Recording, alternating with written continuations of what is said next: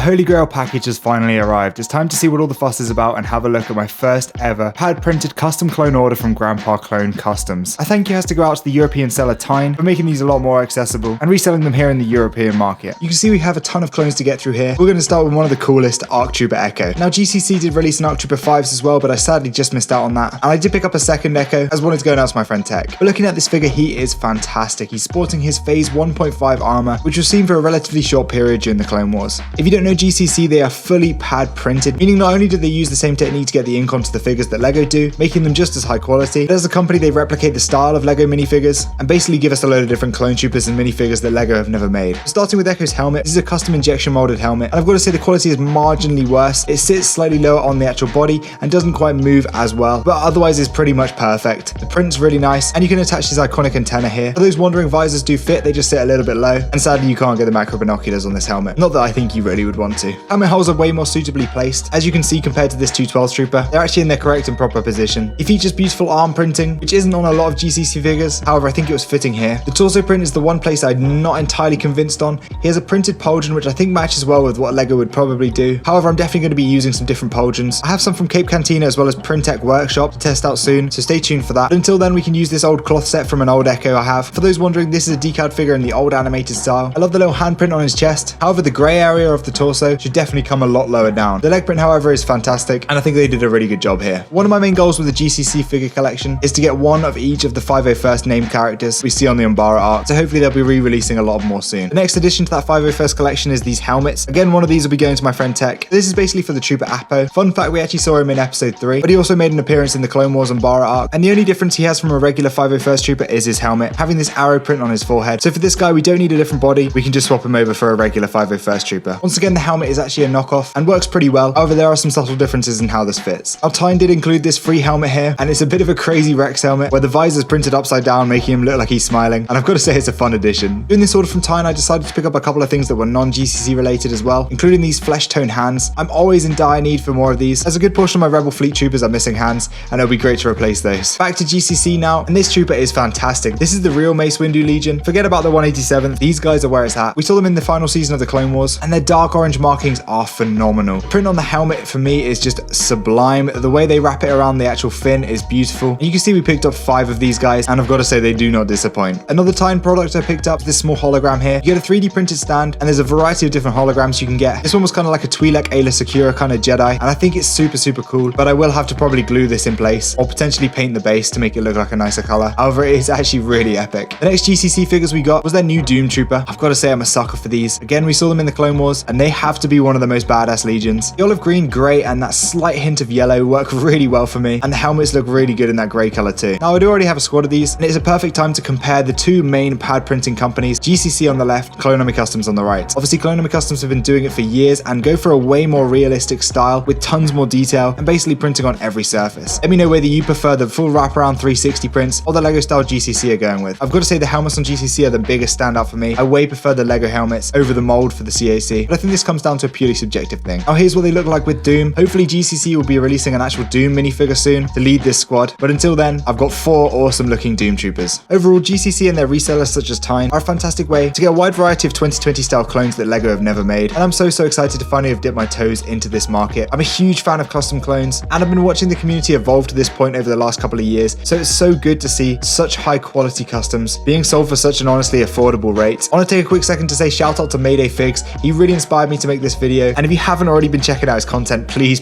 go check him out. He's fantastic. With that being said, make sure to check out Tyne and the other GCC resellers in the description down below. I've also found the GCC Discord really helpful, so go check that out as well, and I'll see you guys in the next video. Goodbye.